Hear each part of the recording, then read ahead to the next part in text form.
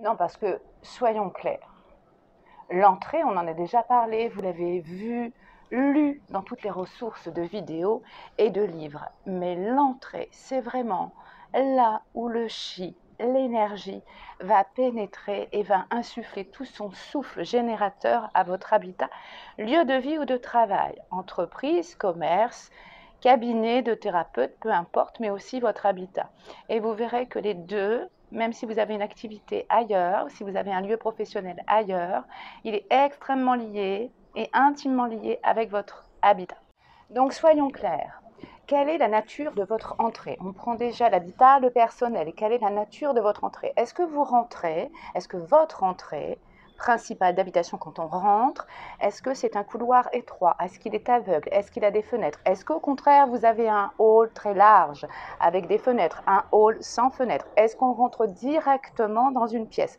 Tout ceci a son incidence puisque cette entrée fait partie d'un palais de vie, un domaine de vie. Imaginons donc que votre entrée soit, vous ouvrez la porte et c'est un petit couloir étroit, sans fenêtre, avec des placards, un mur, c'est comme ça, c'est tout petit, et ensuite on arrive dans les pièces principales.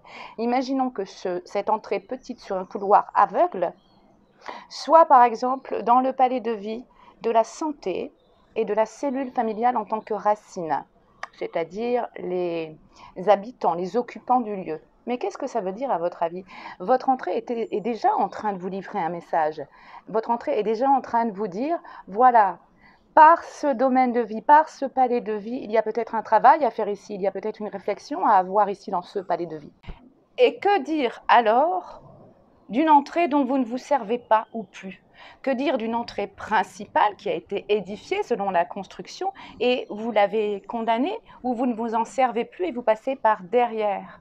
Vous passez par une autre entrée. Essayez d'y voir l'analogie. Qu'est-ce que ça veut dire? Eh bien, dans l'analogie, dans l'énergie, tout est vibratoire, dans la vibration. Ça veut dire que vous ne prenez pas soin, vous ne vous occupez pas, vous ne vous occupez plus de ce palais de vie, vous l'avez condamné. Mais que croyez-vous bien sûr que ça veut dire des choses?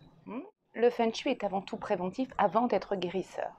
Et souvent, vous faites appel au feng shui, les gens font appel au feng shui lorsque on est dans un interstice un petit peu où on sent que les choses vont pas bien.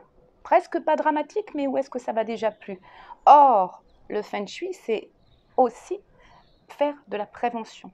Donc, votre habitat est par la porte d'entrée, qui concerne le sujet d'aujourd'hui, par la porte d'entrée, on est en train de vous dire des choses, quel que soit le domaine de vie. Si, par exemple, votre entrée est au sud-ouest, que vous l'avez condamné, qu'est-ce que ça veut dire? Sud-ouest, je rappelle, palais de vie de la relation amoureuse et du trigramme féminin. Si, par exemple, vous rentrez et que vous avez en fait un large hall, c'est déjà prédisposé à pas mal de choses positives, ça. Il faut mettre le feng shui en place, parce que si vous êtes à l'encontre du cycle constructif des 5 éléments, que vous êtes totalement à l'envers, alors ce que l'énergie, le vibratoire énergétique de ce que ça dit, de ce que ça prédit, ça ne fonctionne pas, parce que vous êtes dans un cycle déconstructif. Alors qu'il suffit de remettre à ce moment-là, dans le cycle constructif des 5 éléments, toutes les choses à l'endroit, et alors en fait, là, vous venez caler avec la prédiction, on va dire ça comme ça, la prédiction de ce que votre entrée vous disait.